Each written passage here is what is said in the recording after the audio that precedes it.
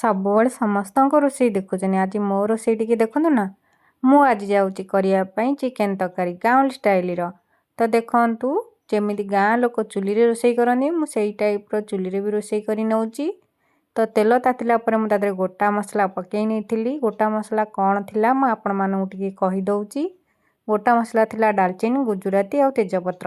ତାକୁ ଟିକେ ଜାରି ନେଲା ପରେ ମୁଁ ପିଆଜ ପକାଇ ବି ଜାରି ନେଇଥିଲି।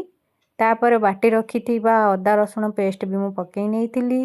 ତ ଗୋଟେ ହାତରେ ମୋବାଇଲ ଧରିଥିଲି, ଗୋଟେ ହାତରେ ମୁଁ ରୋଷେଇ କରୁଥିଲି ଆପଣମାନଙ୍କୁ ଦେଖାଇବା ପାଇଁ ମୁଁ କେତେ ବି କଷ୍ଟ କରିଛି।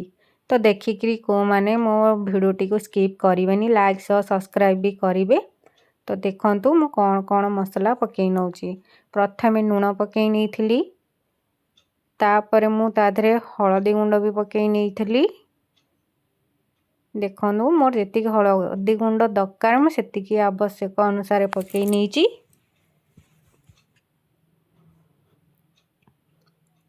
ତାପରେ ମୁଁ ପକାଇ ନେବି ତା ଦେହରେ ଟିକେ ଲଙ୍କାଗୁଣ୍ଡ।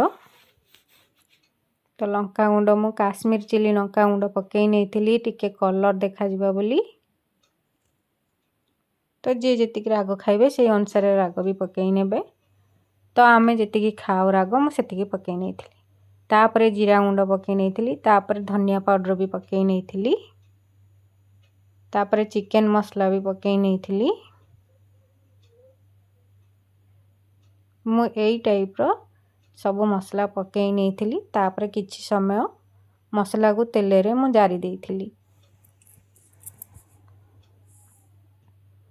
ମସଲା ତେଲରେ ଜରିଗଲା ପରେ ଭଲ ବାଗରେ ମୁଁ ଜାରି ନେଇଥିଲି, ତେଲ ଟିକେ ବାହାରିବା ଯାକେ ଆଉ କଞ୍ଚା ବାସ୍ନା ଯିବା ଯାକେ। ତାପରେ ପୁଣି ଟିକେ ପାଣି ନେଇକି ବି କଷି ନେଇଥିଲି।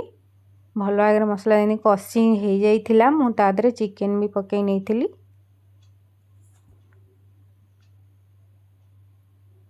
ଦେଖନ୍ତୁ ଚିକେନ୍ ବି ପକାଇ ନେଲି। ଚିକେନ୍କୁ ମୁଁ ଟିକେ ଭଲ ଭାବରେ କଷି ନେବି ମସଲାରେ। ଆଉ ଯେତେ ସମୟ ଚିକେନ୍ ହେଉ କି ମଟନ୍ ହେଉ ତ ଯେତେ ସମୟ କଷିବେ ତେଲ ବାହାରିବା ଯାକେ ସେତେ ସେ ଟେଷ୍ଟ ଲାଗିବ। ଆଉ ତା ଦେହରେ ବି ଭଲ କଲର୍ ବି ଆସିବ।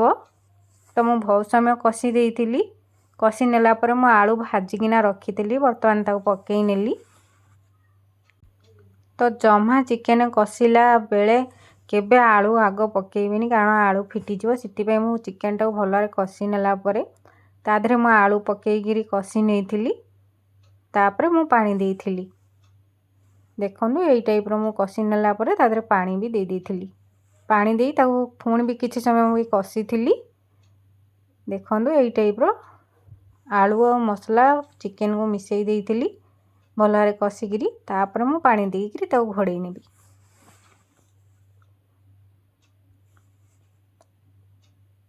ଦେଖନ୍ତୁ ଏଇ ଟାଇପ୍ର ମୁଁ ଭଲ ଭାବରେ ତାକୁ କଷି ନେଇଥିଲି, ପୁରା ସୁନ୍ଦର ଦେଖାଯାଉଛି।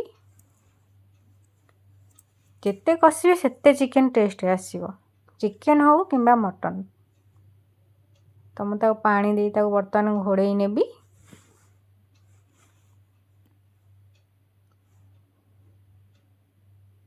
ଯେତିକି ଆପଣ ଝୋଳ ରଖିବେ ସେଇ ଅନୁସାରେ ପାଣି ଦେବେ। ତ ମୁଁ ଯେତିକି ଆମର ଝୋଳ ଦରକାର ମୁଁ ସେଇ ଅନୁସାରେ ପାଣି ଦେଇକିରି ତାକୁ ଘୋଡ଼େଇ ନେଇଥିଲି।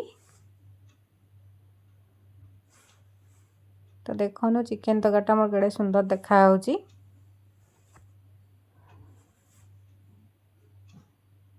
ମୁଁ ବର୍ତ୍ତମାନ ତାକୁ ଘୋଡ଼େଇ ନେଇ ସାରିଲା ପରେ ଦେଖନ୍ତୁ ମୋ ଚିକେନ୍ ତରକାରୀ ହେଇଯାଇଥିଲା।